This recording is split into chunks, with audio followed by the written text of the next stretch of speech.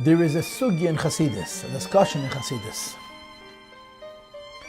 that is called mayim Rakia, which means literally light, water or a liquid, and Rakia.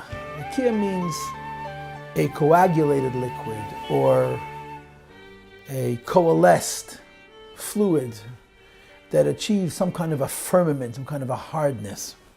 Literally, Rakia means the sky, the expanse of the sky. But contextually, it means something which is more solid, more strongly bonded, even than liquid molecules are in their relationships with one another. Mayim Rakia. Light, a liquid, a fluid, water, and Rakia means the fluid as it hardens, as it bonds together in a more solid state. I personally have a special liking for this discussion, and I think it's underrated. It doesn't get the attention that it deserves because of the profundity of the point that's being made. And I'm hoping to start tonight's class with a discussion on Oir Mayim Rakia and the evolution from Oir to Mayim, from Mayim to Rakia. There are three steps. Oir is the highest step, Mayim is the second step, and Rakia is the lowest step. And the idea basically is this.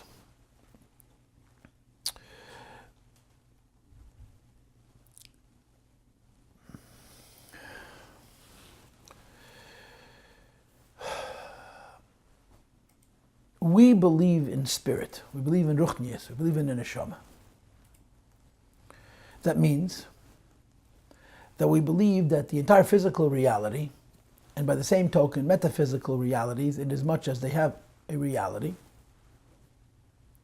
has a neshama, has a soul, has a spirit.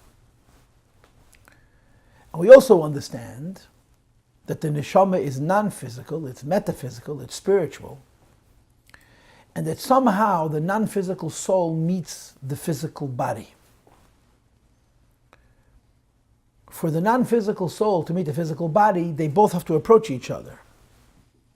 The spiritual soul has to come close enough to the body to be able to give life to the body in a way that the body can relate to, and that the soul can be revealed and manifest. And the physical body needs to be organized enough and refined enough to raise itself, so to speak, to meet the life of the soul which is being manifest within it. In plain words, what I'm saying is we don't believe that life, and even all of physiology, but certainly organic, living physical things, are simply a combination of electrons and atoms and chemical order and organic chemistry that is organized, it's ordered in such a way that there's a series of electromagnetic currents that run through this biological machine to give it order and integration and communication and so forth. We believe that this incredibly complex physical machine, this living machine, is as organized as it is as harmonious and as integrated and as one as it is because of something transcendent, which is spiritual, which is the neshama. And human beings have souls, little animals have souls, plants have souls, and of course, according to that, these are even lifeless things that are called daimim, which means literally things that are silent, that speak nothing, also have some kind of a spiritual basis for their form and their order, which is the nefesh of a daimim, however we understand it. And in each case needs to be a fusing, a coming together of the spirit and the material. Which leads to a simple assertion, a simple point. And the simple point is that more isn't always better. You imagine if $10 is a good thing, then $50 is a better thing, and $100 is better than that, then $1 million is better than that, then $1 billion is better than $1 million, and so on. It isn't always the case. Because in order for the human being to function, in order for the living thing to be functional, there needs to be moderation, needs to be balance, needs to be a closeness between the amount of capacity for life that the body has and the measure of the soul as it meets that body. And you can argue, and probably correctly, that if a body is better prepared, the body is more order, the body has more subtlety and more nuance, it's able to receive more life of the soul, and it probably does. It gets a higher measure of life, or a higher form of life, a higher neshama, whatever particular language you want to use. But the constant is always going to remain that when something spiritual meets something physical, they have to actually co-join, they have to come together. In order for them to come together, the life of the soul has to be close enough to the material and the detail of the body for them to converge. Now, technically speaking, here's how you would say it. The material half is made up of pieces. Many, many pieces. And all these little pieces are glued together in an orderly fashion to accommodate life. And there are, millions of pieces, billions of pieces, trillions of little pieces that all converge in this order to accommodate life.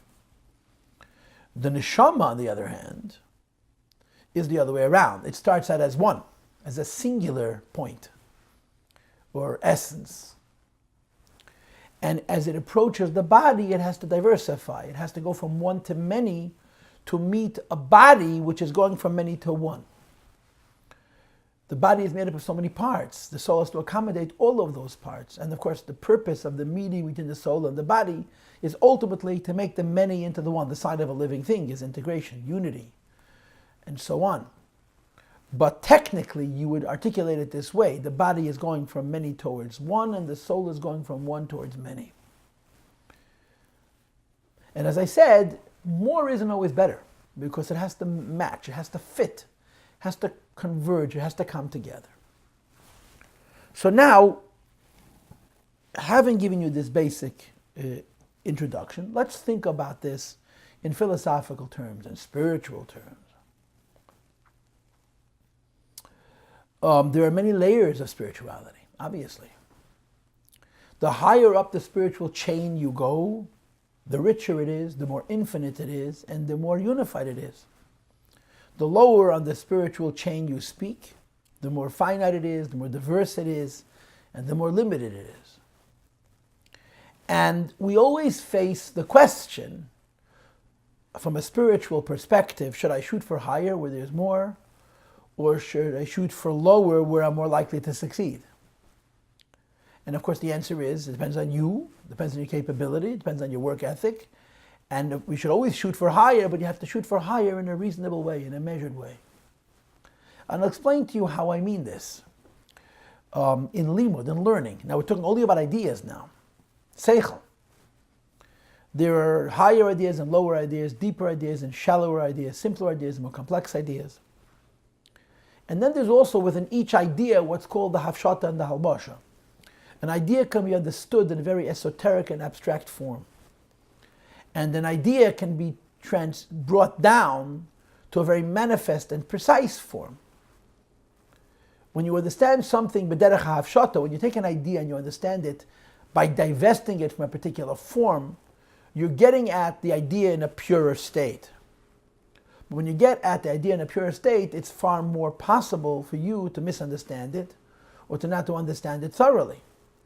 Conversely, when you take that idea and you bring it down to a level of halbasha, where you don't try to understand the idea in the abstract, but you understand the idea using a particular form or a particular example, you're more likely to understand the idea correctly, but you're also understanding less of what the idea is.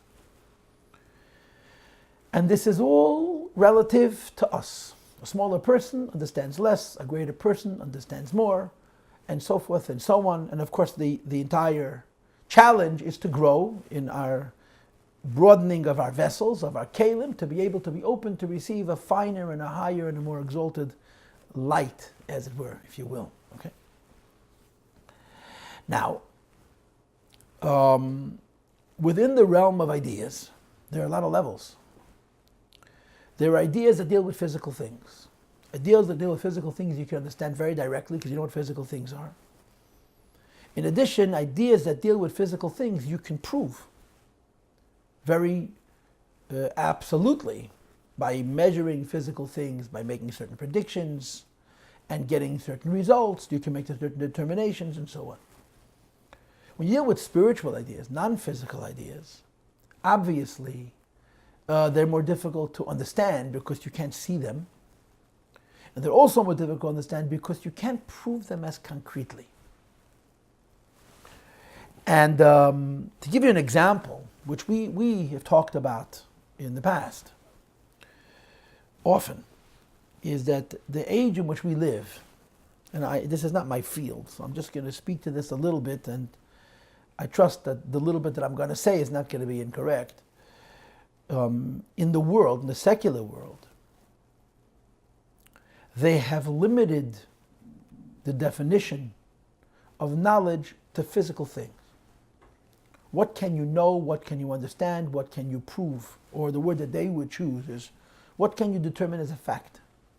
Only things that you can prove directly by making experimentation, tests, and creating experiments which would predict how things should fall out, assuming that your hypothesis, your prediction, your interpretation of the physical facts is correct. And when you make an experiment and it turns out correct, so you know you have what's called a workable theory. Anything which isn't physical, there is the dirty word that the intellectuals use. They don't want you to know it's a dirty word, but the dirty word that intellectuals use is the word philosophy.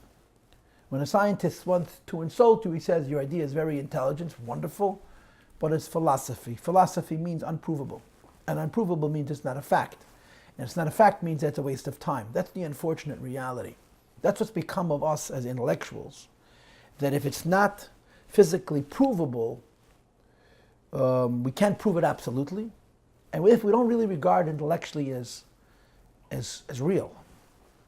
And of course, you understand how terrible a problem this is when you're talking about spiritual things like angels, like souls, like alakus, like godliness, and of course, above all else, like God Himself, lahavdil.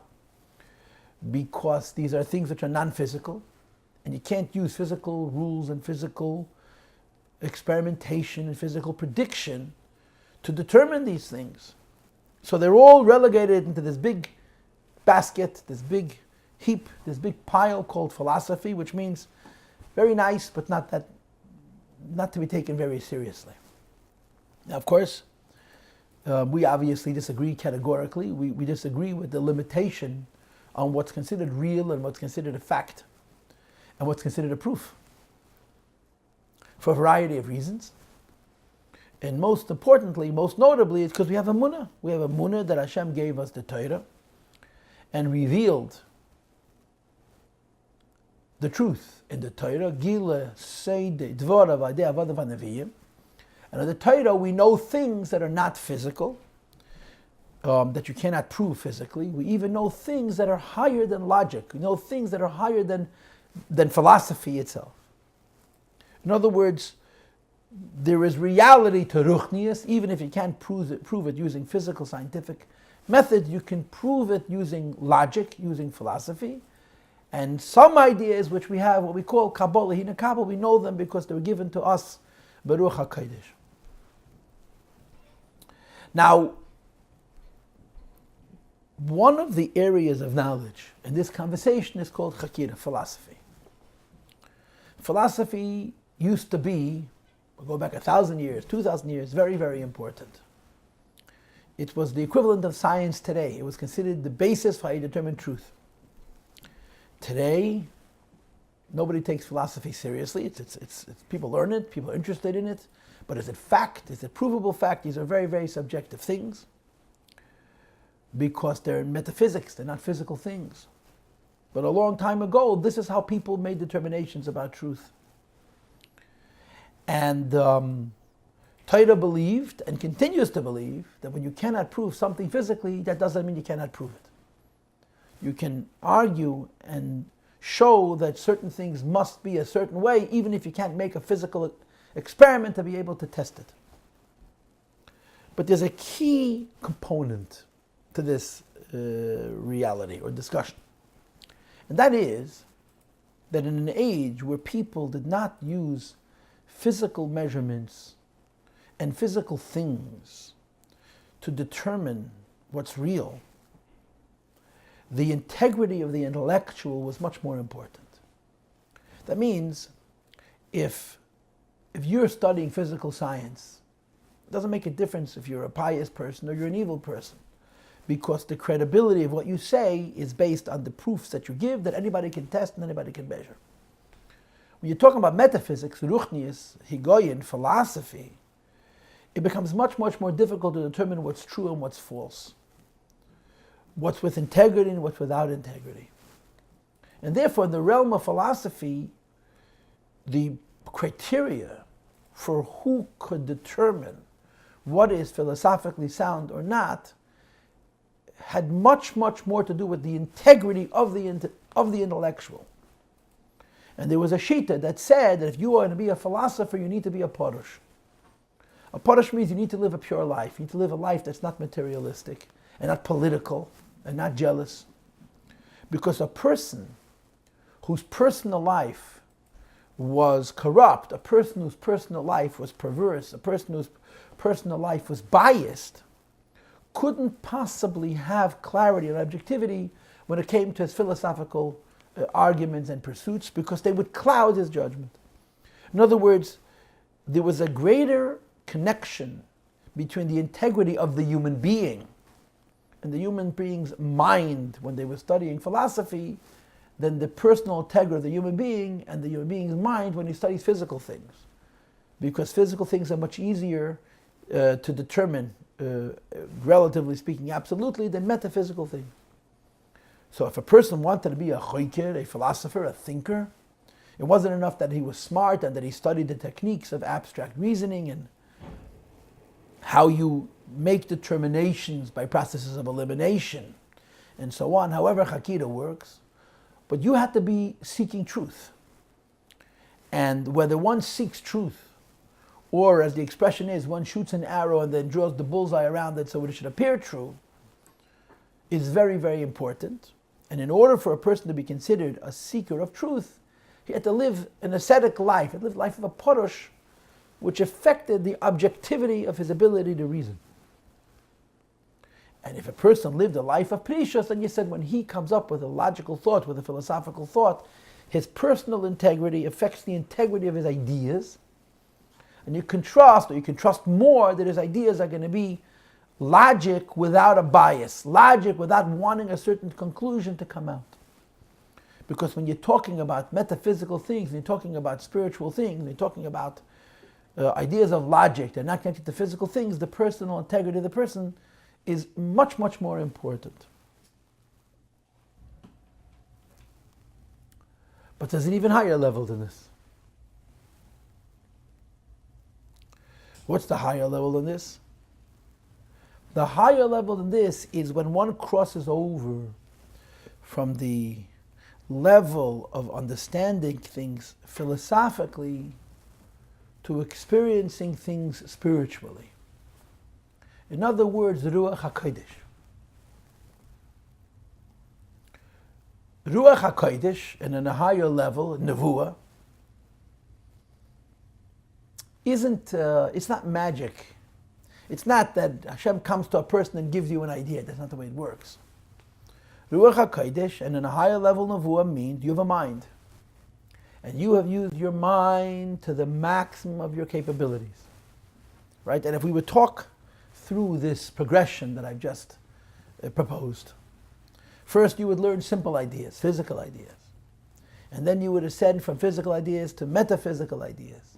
And of course, along with that progression, along with that journey, it would be necessary for you to be more precise, to have greater integrity in your mahus and your whole person. So there's greater integrity to your ideas.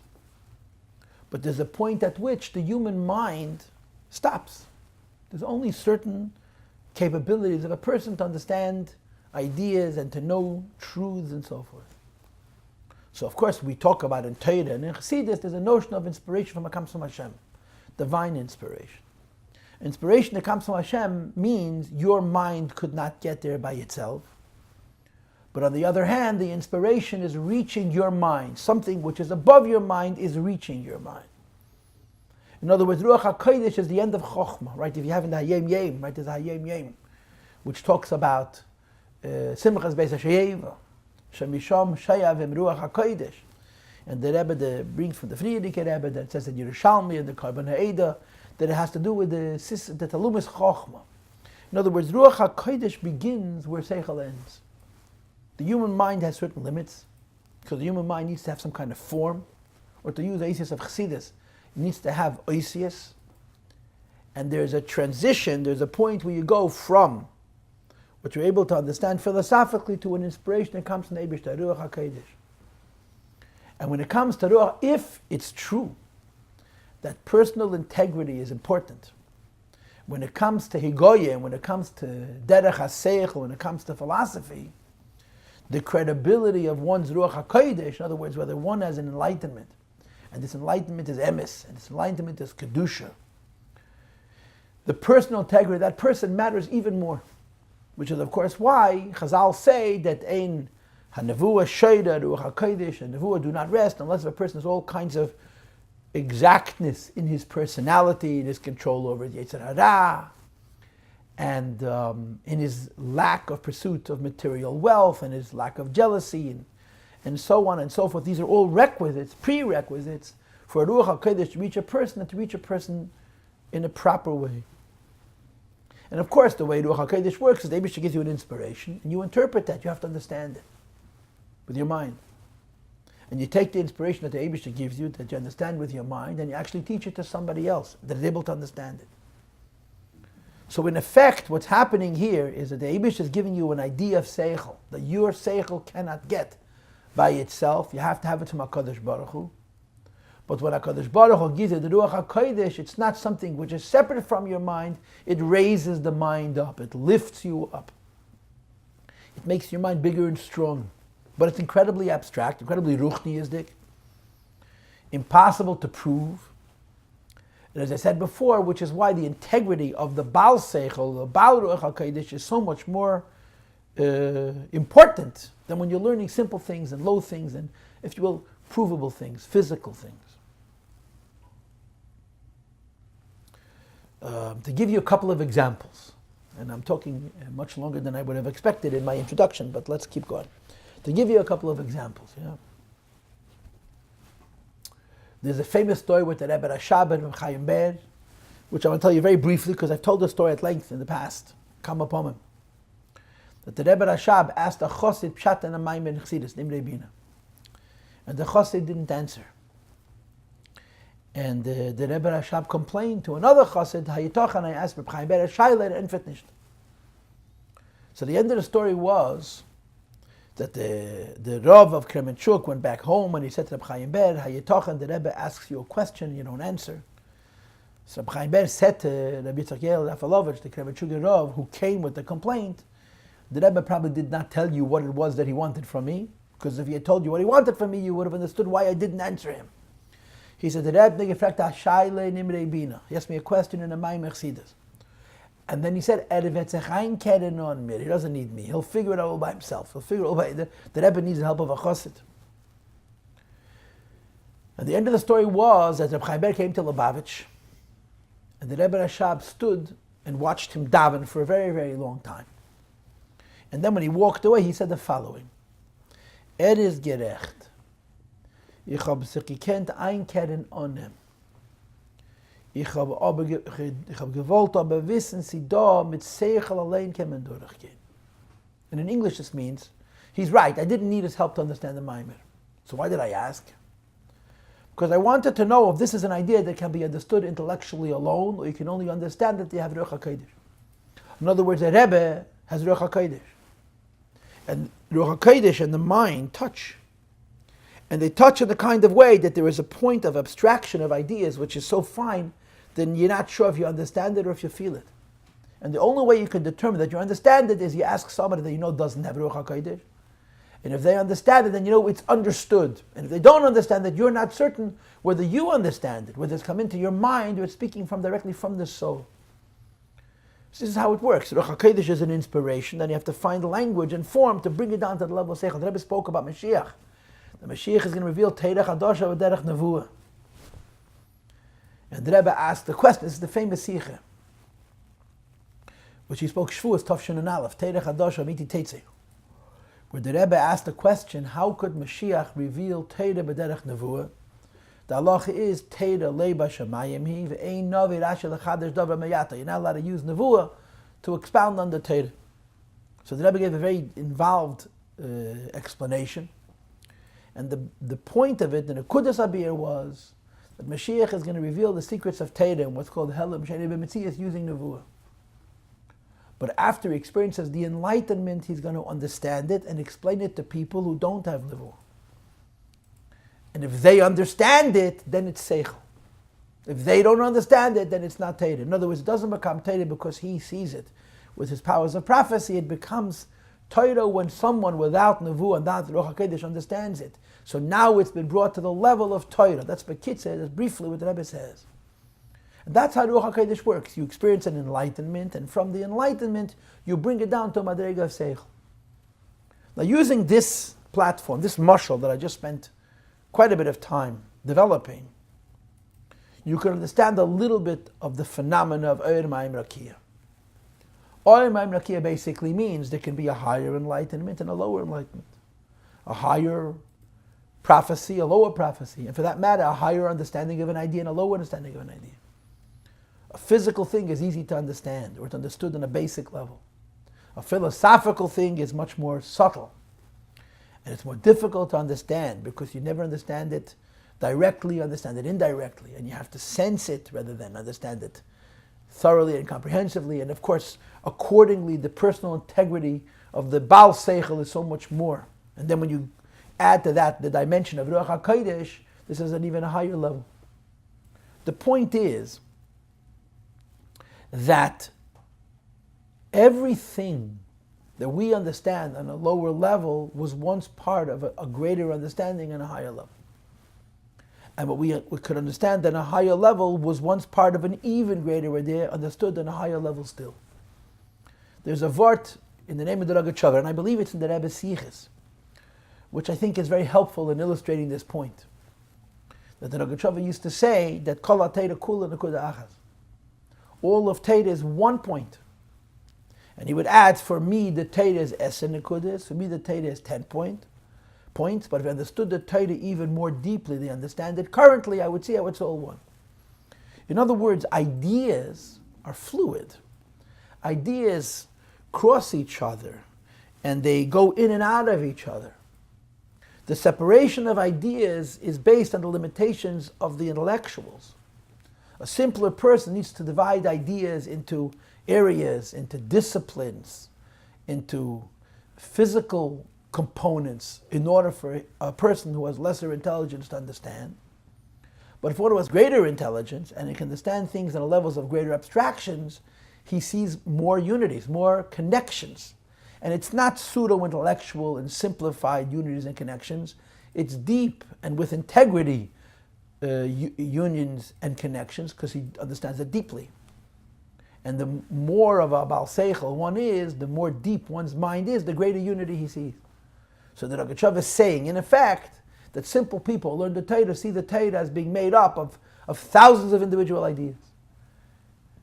When one gets smarter and learns more, and primarily learns deeper, they start to see the unity between ideas, even extremely diverse areas of Torah, the halachas of Tum and Tare, and the halachas of Mummanis, and the halachas of Yom Tif, oftentimes share philosophical, theoretical ideas that are constant, that are the same. And the deeper one goes, the greater unity they have. And the ultimate unity is that the whole Torah is one idea. And to me, the Rakia says Torah is 10 ideas. And as a student of mine once asked me, if the Rakia understands the whole Torah as 10 ideas, all he has to do is tell those 10 ideas to us, and we'll know the whole Torah. And of course, all of us understand how silly that is. Even if the Rakia could find words to articulate those 10 ideas, we would have no capacity to understand them because they're too abstract, they're too ruchniistic. So, as often happens when people learn abstract things, this is one of the biggest phenomena that you see when people decide that they're ready to learn Kabbalah. So they open up Sifrei Kabbalah and they start to read, and I understand and explain. And they don't even begin to understand what they don't understand. They don't appreciate what's written there. They don't appreciate how the words, the language, is speaking to ideas that are so high and so spiritual that they just completely miss it, and they create a distortion which is pathetic. And that's a mashal for this idea called Oyer Mayim Rakia. Everything that exists comes from Hashem, and Hashem is one. And it emerges from Hashem in a state of oneness. We call that Oyer, Ein Seif. Ein Seif has Ein Seif. Ein Seif is translated as infinity. But in Ein Seif, you don't have infinite detail. You have infinite unity. The spirit of all that is integrated into one single light. And not only the spirit of all that is, the spirit of all that can be. If there would be, an infinite number of universes with an infinite number of different systems of how their laws and how they would be governed in the Ein Seif, it's all part of that greater unity. Oyer. And of course, to relate to Oyer Ein Seif is a virtual impossibility. Although we talk about Hishtalshalus and Gilui and how Nevuah has a connection to Oyer, but it's very, very abstract. So what happens is you go from a higher level to a lower level in this discussion is that the Oyer becomes mayim. That means to say the abstract oneness of all that is, as it's included in the level of Oyer, becomes more, I can't use the word material because we're dealing with ruchnius and not gashmis, it becomes more pronounced, more felt. And as that occurs, the one begins to become the many. And the lower it goes, the closer it comes to us, and the more, if you will, detail emerges from the unity as it's going towards the many in order to be able to relate to us and to a world and to a creation which is defined by many, defined by diversity. So an idea, for example, as it exists on the level of Oyer, is part of the infinity of all ideas. An idea on the level of mayim is how that idea has become more manifest. And by the virtue of the fact that the idea has become more manifest, the divisions within the Oyer that account for one becoming more begins to emerge. And then when you come to the level of Rakia, here it congeals, it hardens, it becomes distinct, it becomes fixed. So Oyer is how all ideas exist in a maximum state of unity.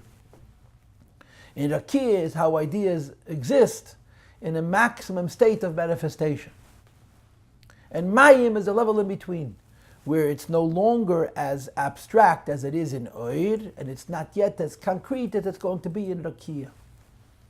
To use the Ruach HaKodesh as the illustration, on the level of Ruach HaKodesh, all of the Torah is part of one great light. On the level of human understanding, the Torah begins to diversify into many different distinct ideas. And technically, when they talk about Oyer, Mayim, Rakia, the terms that they use are Keser, Chochma, and Bina. Oyer would be Keser, Mayim would be Chochma, and Bina would be Rakia. And there's many, many other allusions, but that's one of the basic ones. And technically what that means is, in Keser there are no Oisius, there's only Oyer. In Chochma there's the beginning of Oisius, but the Oisius are very bottled to the Oyer. And in Bina, the Oisius are very, very pronounced. So the idea is the same. But as the idea exists on the level of Keser, it's part of the infinity of ideas, the infinity of light. And there isn't anything to affect the pronouncing of the divisions within that infinite possibility. In Chochmah, as we learn about it in Chassidus, there's the beginning of the division. The ideas become enlightenment, flashes, individual flashes, distinct flashes, but each flash has so much possibility and so much plasticity. The expression that is used is water is naid. Water has a adhesive quality. Water molecules stick to each other, but they're fluid. They move around. So they're more concrete than the way they exist in Oyer, but they're not as concrete as they're going to exist in Rakia. So Chassidus will occasionally bring this model of Oyer, Mayim, Rakia to attempt to enlighten the idea of the descent of something from a higher level to a lower level. The purpose of this particular form is that they want to talk about the light itself. They don't want to talk about the body, they want to talk about the soul itself. The soul is one. And on the highest level, the soul is one in the way of Oyer. Oyer means to say the soul on the level of Oir does not have any distinct parts. The whole soul sees, for example. The whole soul hears. The whole soul feels. The whole soul tastes, because there's no divisions. As the soul is going to descend towards the body, it's going to have to diversify. That one part of the soul is going to sustain the eyes that see. Another part of the soul is going to sustain the ears that hear. Another part of the soul is going to sustain the nostrils that smell, and so on. You see, but the body is going to make real divisions. As the soul descends from a higher level to a lower level, the divisions are all theoretical still, because there's only ruchnius. But the ruchnius is coming closer to be able to be completely or truly divided up when it's going to reach the guf. And that's what's unique about this form, of this mashal, this idea of Oir, Mayim, Rakia. Oir is pashut, Mayim is pashut, and Rakia is pashut. But the pshitas of Oir is the furthest away from tziyur.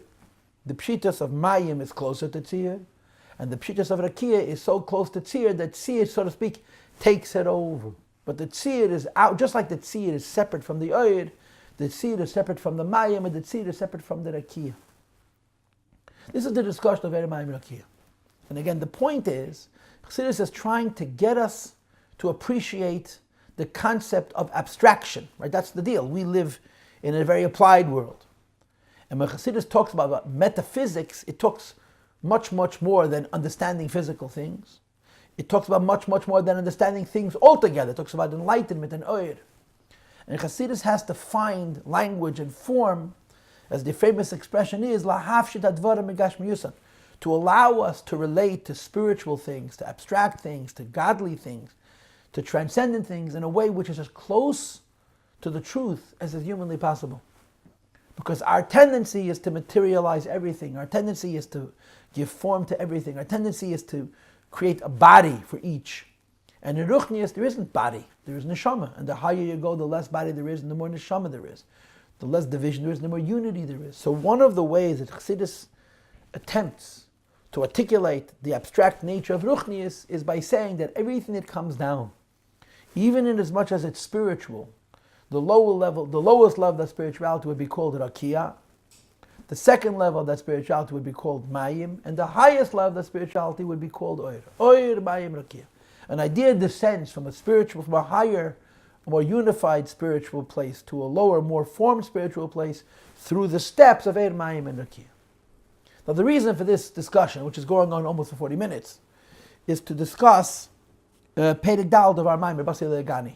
I chose to have this conversation with us without a context, because I wanted to make it clear. And I hope I made it clear, number one, and I hope I didn't use sfas yester. It wasn't too verbose, which could be confusing. I know that I talked a lot, but hopefully it allowed us to relate to the idea in a correct way a little bit. How does it come up in the Maamar? Because our Maamar is talking about Amud.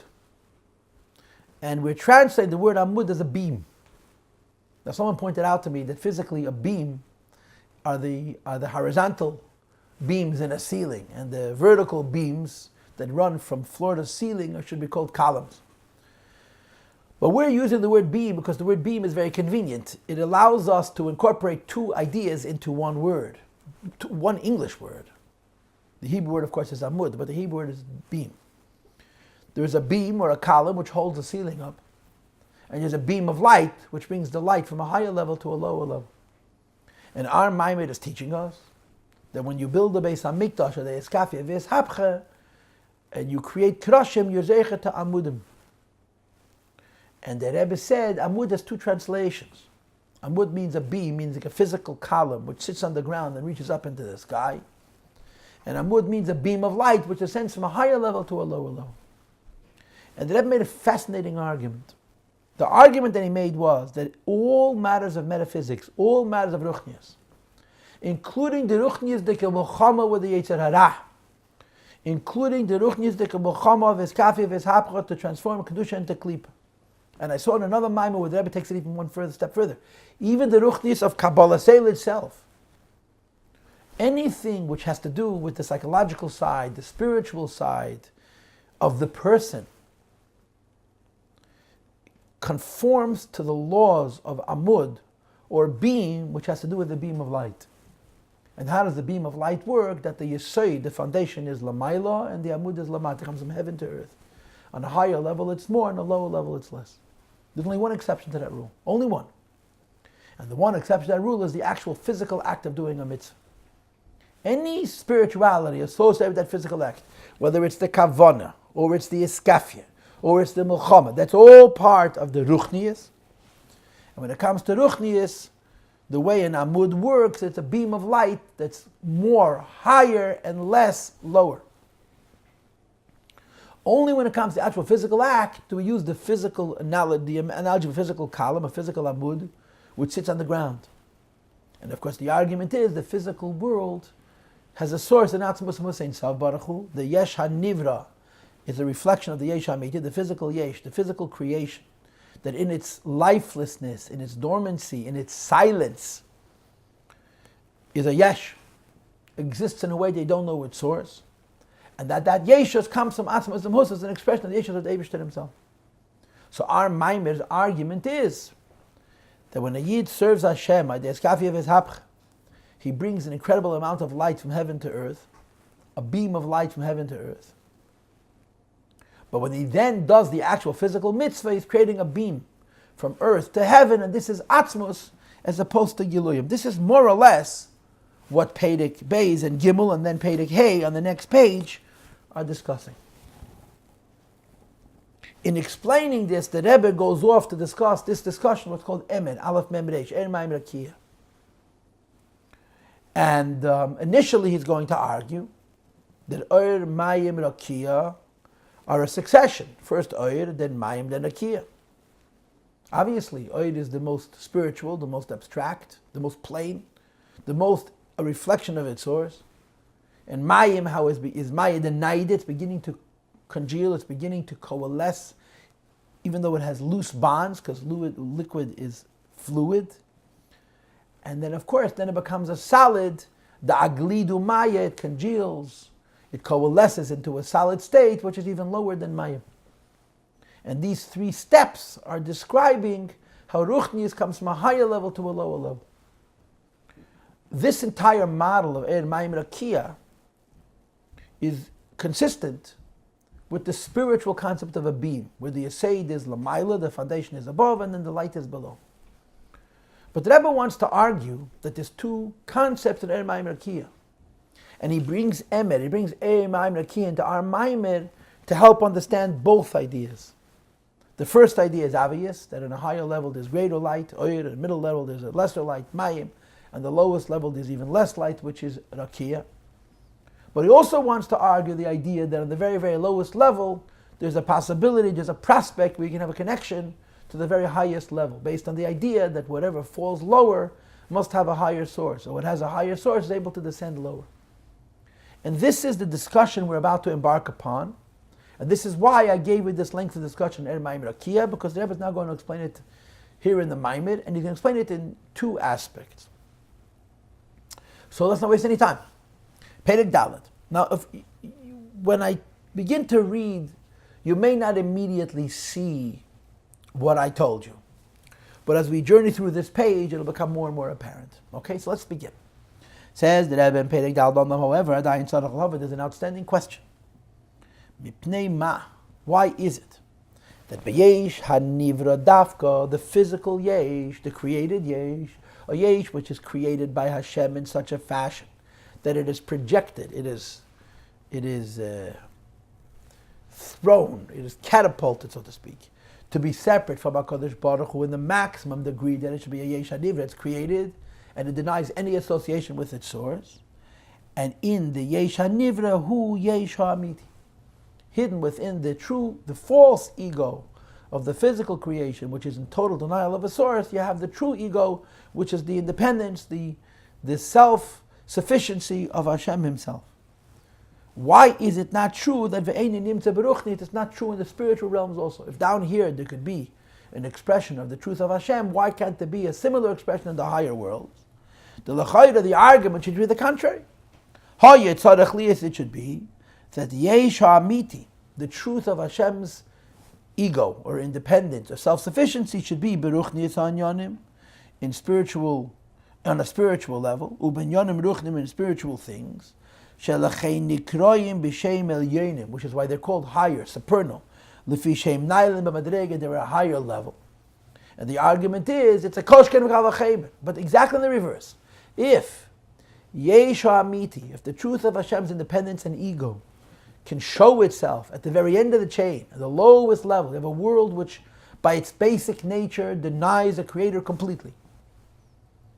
And in this world, which by its basic nature denies a creator completely because it reflects only on its own existence and shows in no way a dependency of anything outside of itself, and as such is exposing the secret of Yeshus, the idea that there is a God whose existence is by definition dependent on nothing else, the spiritual world should show that even more. And it's not the case. The spiritual world, to use a classic terminology, is ayin. And you may recall that last year we learned the Hemshech Maamar of the Rebbe from Tafshin Tezvov, I believe, or Tafshin Tezayin, the Maamarim, we started at Yom Tov Tzeit and went till Yom Kislev, the 5 Maamarim on Yesh, Ayin, Ayin, Yesh. And in the Ruchnius the words, you don't have Yeshus, you have only Ayin. The Rebbe says, why? If the Ruchnius the words are closer to the Yesh HaMiti, they should reveal the Yesh HaMiti more.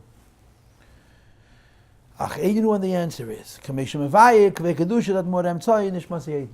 Rebbe explains it, but the Rebbe immediately goes into the Mishalim. Gimel, Mishalim, Be'inyan uses 3 different illustrations to explain or to illustrate or to give examples for the idea of Kol HaGaveya, Gaveya B'Yeser, whatever is higher and higher still, Yedid Mislabish Umizgale, descends, reveals manifests itself, and reveals itself, but Namach Yeser, in what's lower and lower still. There's a double Lashon, Gaveya, Gavoya, and then a Yeser, and then there's a double Lashon, Namach, and then Yeser. Now before we get to the Mishalim that the Mittler Rebbe brings, before we get to the illustrations that the Mittler Rebbe brings, this phrase is the answer to the question, basically. Why is it that only the Yesh HaAmiti, the true Yesh, why is it that the Yesh HaNivra, only the Yesh of creation, which is the very lowest state, because it has no spiritual awareness of itself, let alone of things outside of itself, is a vehicle for the idea of the true Yeshus of HaKadosh Baruch Hu, Atzmas Ein Seif, and the spiritual rules are not? And the answer is very simple, because since it's lower, it has a higher source. And ultimately, the lowest thing, which is Yeshus, comes from the highest source, which is the true Yesh. And things above it, because they're closer to the truth, are farther away from this manifestation.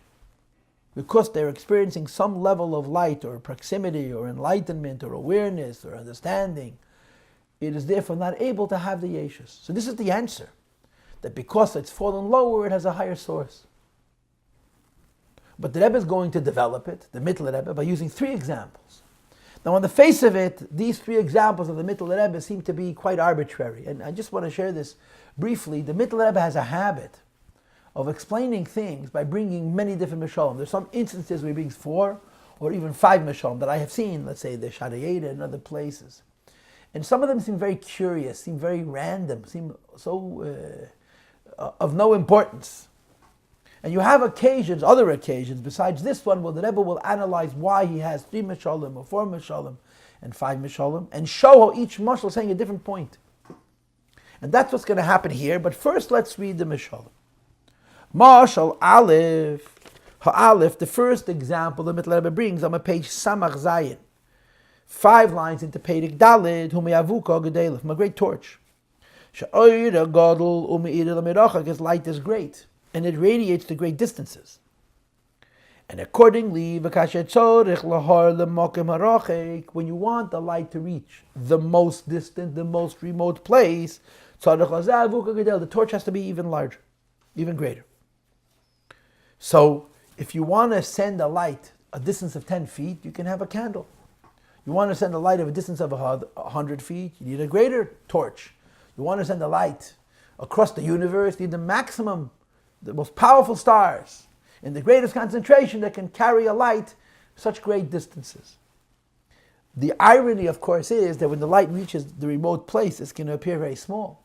It may even appear smaller than a candlelight that's much closer. But in order for the light to come to a remote place, in its distant source, it has to be more prominent, it has to be stronger. The stronger it is, the lower it reaches. This is a classic illustration of Kol HaGavaya Gavaya B'Yesa Yed Lamata Mata B'Yesa. Since it's a greater light in its source, it reaches a more remote distance in its manifestation. So he explains. Imkain movement is therefore understood. In order to see the evidence of just how great that torch is, Yiddish. How do you know how great a star is? How do you know how great a torch is? And the answer, of course, is compared to a candle or a smaller torch. You see how far it travels. And the farther it travels, and the more crisp the light in a remote place, the more it's revealed how acute, how great its source is. Sham Dafka in Isgal, this reveals Bechinas HaGavoya Shabahavuka, the greatness of this torch. The Hagam, notwithstanding that the light that reaches the low place, who Erkot Miyesa is tiny, it's a very small light, like the light of stars that we see in the night sky, for example. Even an ordinary candle, will be brighter than the twinkle of a star, which is light years away. Nevertheless, this tiny little light, the fact that it's traveled this great distance, is evidence of mailas v'teikef avuk, the advantage and the power of that torch. So the Rebbe gives a mashal to illustrate the point of what has a higher source falls lower from light. A greater light reaches and touches a greater distance. And of course the argument is, only at a distance will you fully appreciate how great the source is, because only at a distance is it a chiddush that the light is still reaching you. So this mashal conforms with the basic philosophical point of Kol HaGavaya B'Yesa Yed Lamata Yesa, the higher the source, the lower it manifests. And of course the nimshal is going to be that Yesh HaNivra is manifesting the Yesh HaAmiti because it's farther away, because it's from a higher source. Mashal Abayis, the second example, Humichavis Malay mayim. If you have a barrel that's full of water, so the barrel is filled to 80% capacity, 90% capacity, the barrel is able to contain it. What happens if it becomes full and overfull? And he gives a second illustration within this class, or a wise person full of wisdom. Now, without getting into the conflicts and the difficulties here, he sees water and ideas in the same category, as opposed to light, which is a different category. Now, how water and ideas are closer to each other than light, the only way to understand it is because we're dealing with mayim in contrast to oil, as you're going to see soon, and as I explained to you in my introduction. When the water in the barrel is a lot, they say it's filled to its brim. If it's full to capacity, it spills outward. And only when the water spills out of the barrel. Of course, one of the ways it's described is if the barrel is so full that it can't contain it, and it creates a crack, and then water shoots out of that crack. That tells you what's inside the barrel. Says the Rebbe, only the water that goes out of the barrel, do you have an idea of the concentration of water within the barrel? And the same, of course, is true when it comes to ideas. Notwithstanding, the water that spills out of the barrel is waste. It's spillage. And insignificant compared to how much water is inside the barrel. At the same time, the little water that spills out, it shows the barrel's full. Same is true with ideas. Sometimes the person has so many ideas in his head that it plots out. The intelligence of a real intellectual is measured by Neilis Chacham. Neilis Chacham means what falls. He doesn't even intend to communicate, it sort of comes by itself. That if a person is incredibly steeped in wisdom, ideas, so to speak, fall from him inadvertently, without intent, and certainly not with a direct communication. But the fact that profound ideas can sort of fall from such a person inadvertently reveals just how great a chacham that person is. Like you have in the mayim of Chassidus, for example.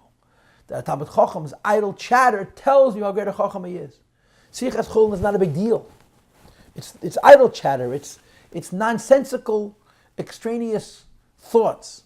But in those nonsensical, extraneous thoughts, you see how powerful the mind is. That this is the aftergrowth. This is the fallout. It reveals what's going on inside. Through this dafke nikir, it's evident that the source of these ideas is incredibly great intellectual, which has great depth, which is why this is what spills out of him. So again, notice how he puts together the mashal of mayim and the mashal of chachma, because it's a class, it's a category. It's a category where we're not dealing with such abstraction like light. It's a category we're dealing with more applied, like ideas and like water. And again, the principle is the same, that you know how full the barrel is. You know how great the intellectual is by what spills out of him, even though what spills out of him is remote. And of course, the nimshal is that something which has a higher source falls lower. That's why in the Yesh HaNivri, only in the Yesh HaNivri you know the Yesh HaAmiti. Then comes the third mashal, mashal HaGimel, Mashbas HaTipa Bagashmi. A seed, a zera, that carries within it the entire code of the Father, and it's implanted in the rechem, and it joins with the tipas hanukva, and together they create new life. And this is it's a seed, a physical seed, that's representative, that carries within it, that encapsulates within it the essence of what a person is, and it happens dafka through a physical seed. It doesn't happen through metaphysics, it doesn't happen through light, it doesn't even happen through the equivalent of water, but it happens through a seed. Now, the seed is obviously not seen as mayim, it's seen as Rakia, as the third step. Which produces a new life, which is where something of substance creates something else of substance, where the second thing of substance is not a radiation of the earlier thing of substance, but it's fundamentally separate. Children come from parents, and in so many ways they're like their parents, but they're not a continuation of their parents. They belong to themselves. Because the parents give their child what's called a hashpoah atzmis.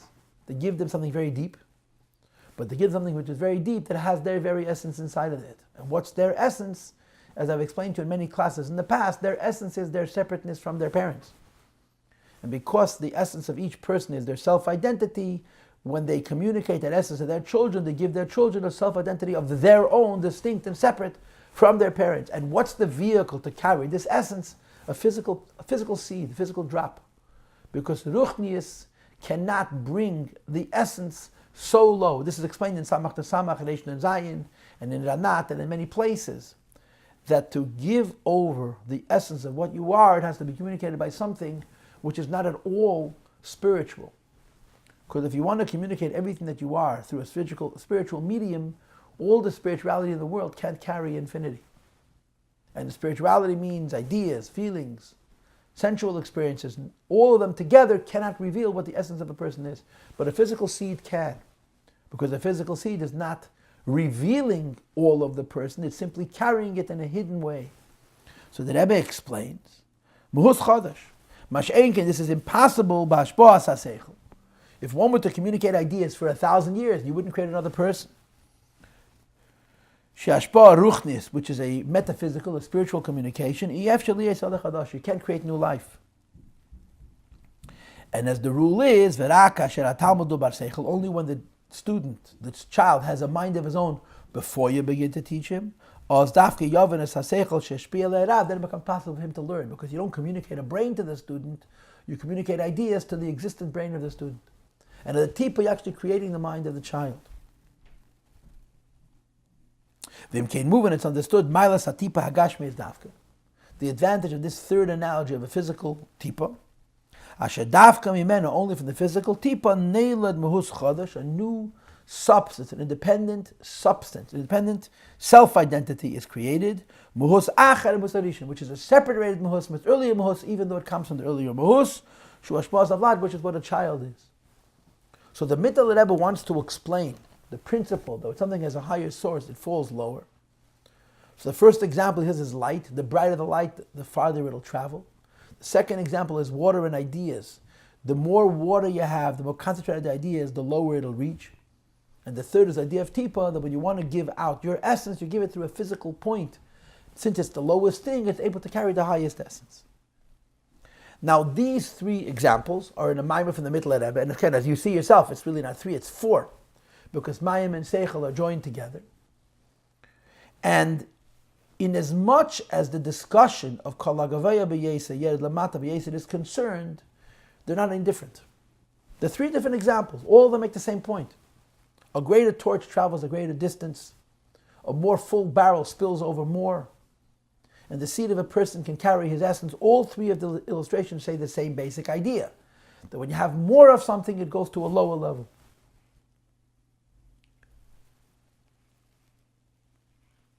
But the Rebbe wants to add something else to this conversation. And there's something else that the Rebbe wants to add to this conversation is that even though it's true that all three examples say the same thing, a greater light travels a greater distance, a greater concentration of ideas travels a greater distance, the essence of a person is manifest in the physical seed, which travels a greater distance, all three are saying the same. But specifically he wants to argue that the lower mashal is even a greater expansion from a higher source to a lower source than the mashal before. In other words, the mashal of Rakia, which is Tipa, as you see momentarily, is not just another case where you see that something which has a higher source descends lower, but something which has an even higher source is descending even lower. In other words, when you talk about mayim Rakia, and you speak about mayim Rakia as separate ideas, the level of oir is spiritual. A greater oir travels lower. The level of mayim is spiritual. The greater the mayim, the lower it travels. The level of Rakia is physical, or closer to physical. And the greater Rakia, concentration of Rakia you have on high, the lower it falls.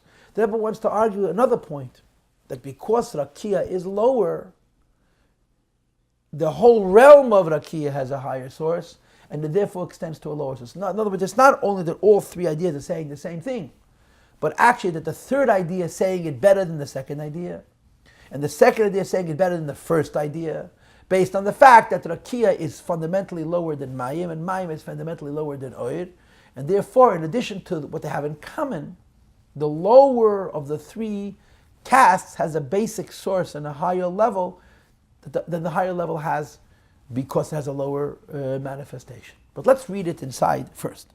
Says, now that I gave you all three mishalim from the middle of Rebbe's mayim, about the principle of kol hagavaya b'yesed yered lamata yesed, has a higher source, descends lower. I want to dabble. I want to analyze. Bebir inyan gimel ha'mishalim, in explaining the three analogies, and of course the basic question which some maymarim would ask is, what's wrong with two? Why you need three? What's wrong with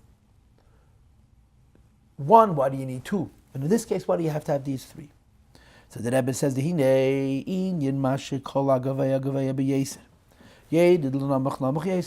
whole idea that because something has a higher source, it falls to a lower level, says the Rebbe,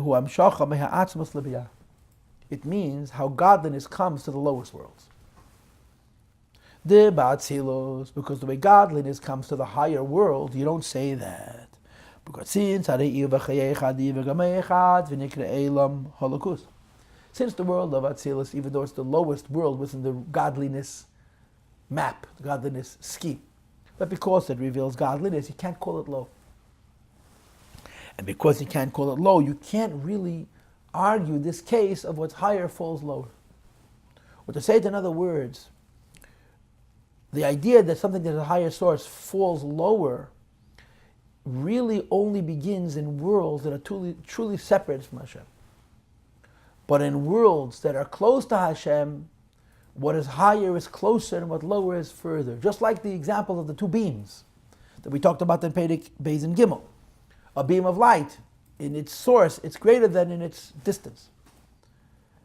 Alternatively, a column, a physical column, on the ground is its beginning, its source, is its full strength.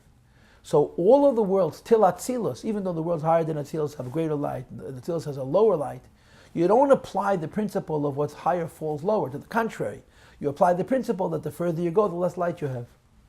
The idea that there's a world so low, where you say that the fact that anything of godliness reaches is a sign of a higher source, is only in the lowest worlds.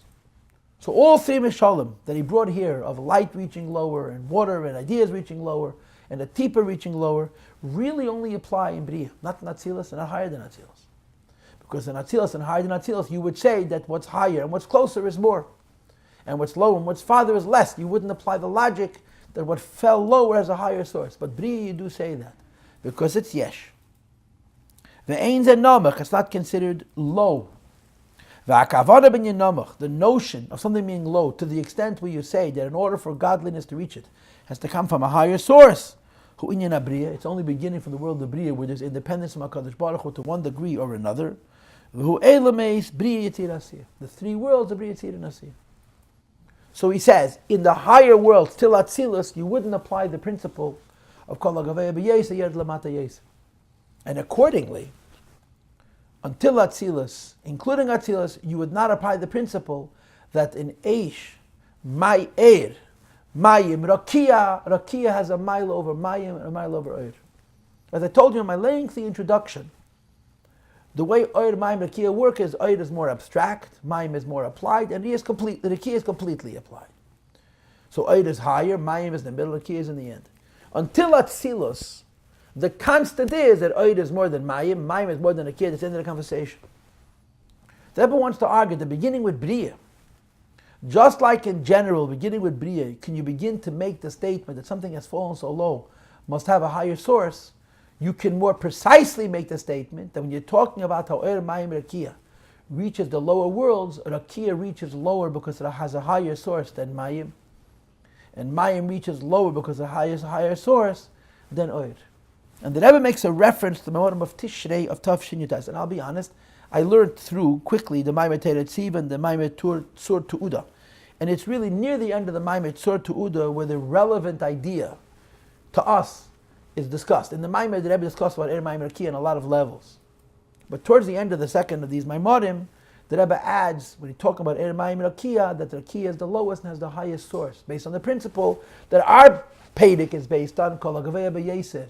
Kol HaGavaya B'Yeser, Yed Lamata Mata B'Yeser, which only begins in Elam Abriya.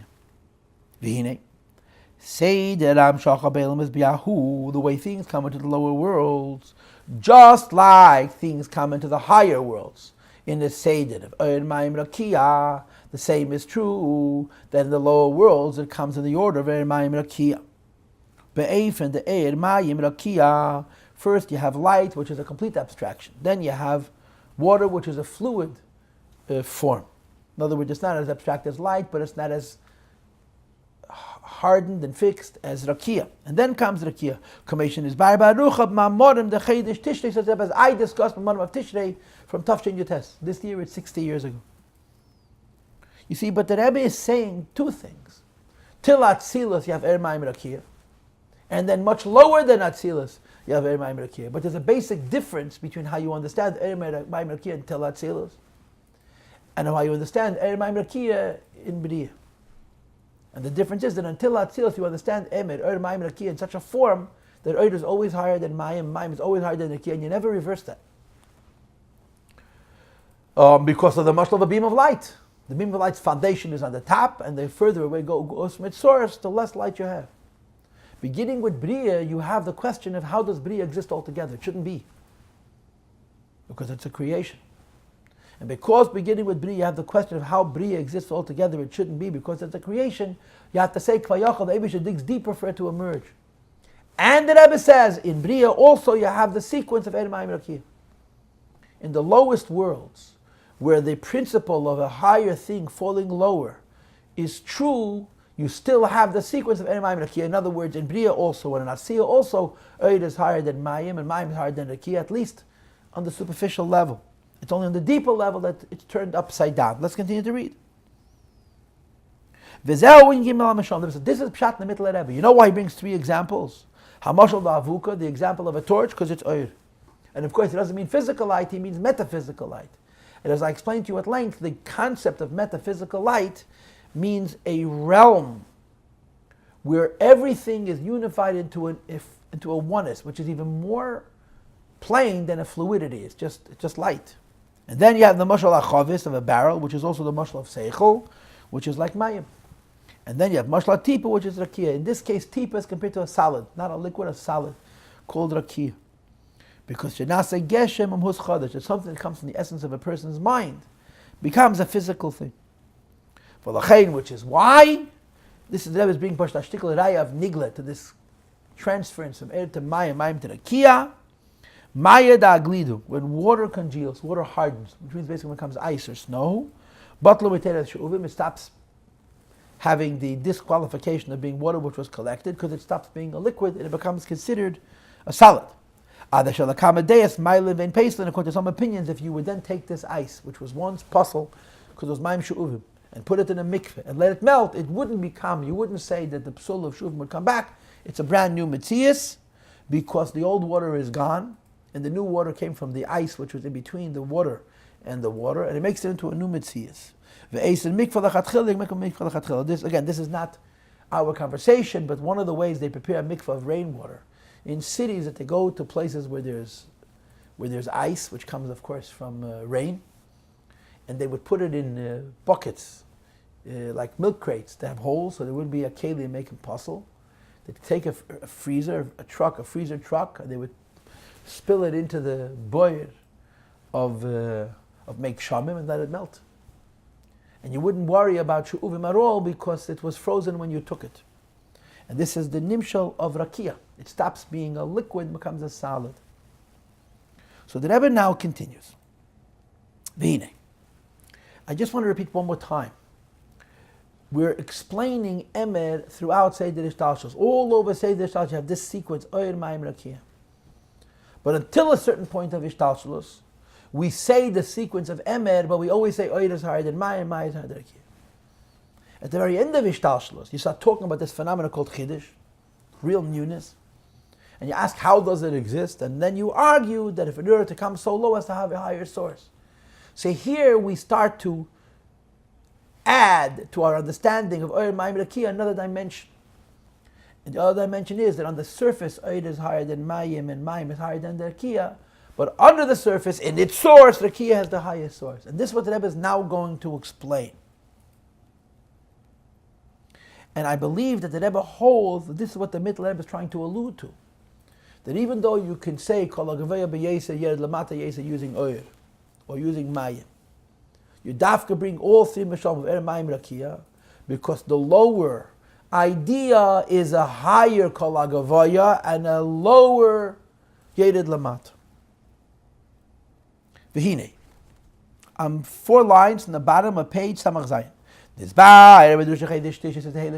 explained, the Rebbe says I explained, 60 years ago, Tavshin Yotes, in the Maamar of Tishrei, Asher Inyin Bechinas Emer, the idea of Eish Mayim Ruach,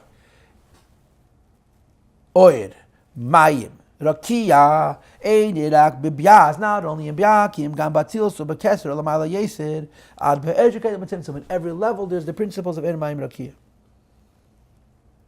Vim can move it, and accordingly it's understood. Ashagam Sham, in every place, you Shayech, Kola, Gimel Meshalim, you can say all 3 examples of Avuka Chavetz V'Tip. That the light which is higher falls lower, the water which is more falls lower, the Tipa which is an Inyan Atzmi falls even lower. Ubechol Mokem Umokem, in each place. Ubechol Darga Darga, in each step. Hine Gili Agaveya Agaveya Yeser, Hu B'Hanomach Nomach Yeser. If it is a higher source, it's revealed even lower. What this means? Asher behanomoch behayeser beha'elam hahu, that within each individual world, in the lower level of that world, mizgale hagaveya beyeser shebe'elam hahu, you reveal the highest aspect of that world.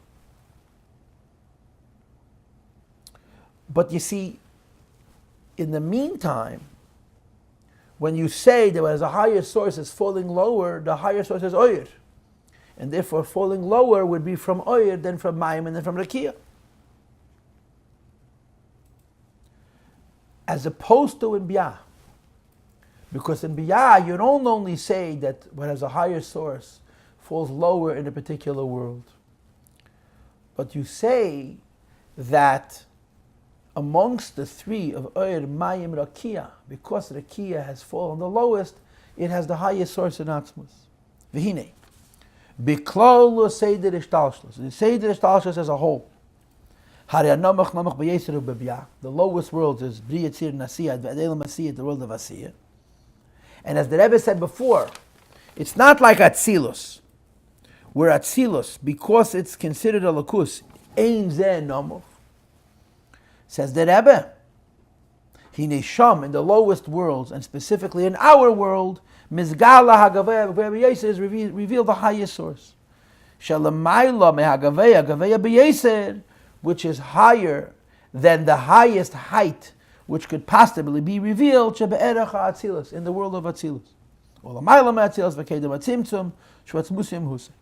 Hine hu mizgala ba'tachten tachten b'yeser. This is revealed in the very lowest worlds. Meaning to say again that it's true that what's higher in every world falls lower even within that world, but it conforms to the law of mayim Rakia. It is higher than mayim, so it falls lower. Mayim is higher than Rakia, so it falls lower. Here we're saying something different, that because these are the lowest worlds, Rakia itself has the highest shadish. And the Rebbe says, the kefal haloshen tachten, twice the lowest. Moira la yesa tachten she'efshiri, shows on the lowest it could possibly be. Shein tachten lamata mimenu, nothing can be lower than this. V'hu inyan elam asiyah. This is the concept of the world of asiyah. To be sure, before we continue reading, I just want to say a couple of things. Number one, I'm repeating again that I looked up the Maimorim of Teira Tziva and Tzur Tu'uda. And in the Maimon Tzur Tu'uda, near the end, the Rebbe says what I'm telling you, that the principle of Kol HaGavaya Gavaya B'Yeser, Yered Lamata Mata B'Yeser, has two ideas, right? That a higher oir extends lower, a lower oir doesn't extend as low, a higher mayim extends lower, a lower mayim does not extend as low, and the same is true of Rakia, but there's a second point. And the second point is that because Rakia is the lowest, the entire scheme of Kol HaGavaya B'Yeser, Yered Lamata B'Yeser, is truer in Rakia than it is in mayim and it is in oir. He says both of those things, and that's how I'm teaching this to you. I believe that this is the pshat, but I'm not 100% sure. So I just wanted to clarify that this is my source of how I'm teaching it to you. And I suppose this is what I want to say. You see, the Rebbe gives a mashal from Oir, for Kol HaGavaya B'Yeser, Yered Lamata Yeser. He gives a mashal for mayim, of Kol HaGavaya B'Yeser, Yered Lamata Yeser.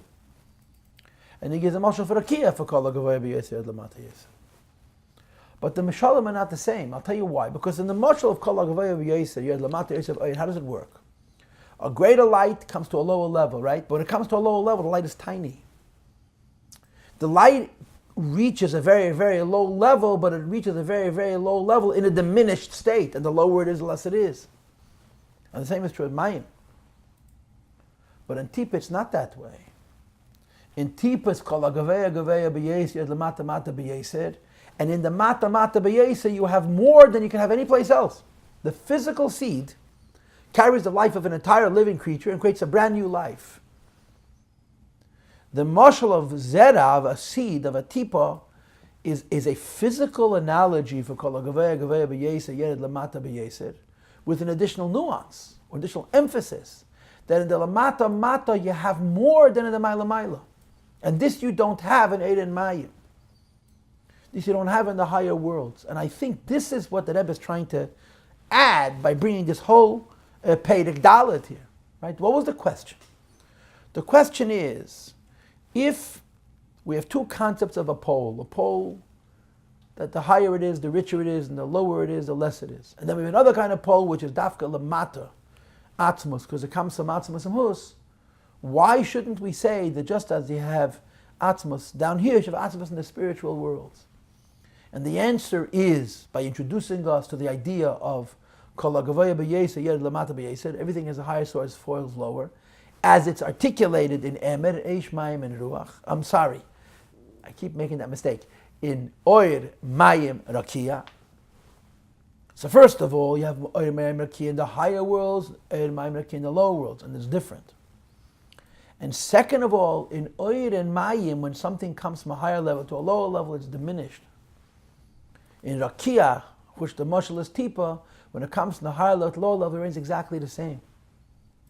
And this is the ultimate idea of Kol HaGavaya B'Yeser, Yered Lamata B'Yeser. And this is the answer to the question which our mayim began. It's not only that because Gashmias is Yeshus and it's so low, it's Mushish, and the Yeshus of Atzmus and Hus, but that in this low level, the Yeshus of Atzmus and Hus comes without any change whatsoever. That's how low is. In other words, a different Echus of Nomuch B'Yeser.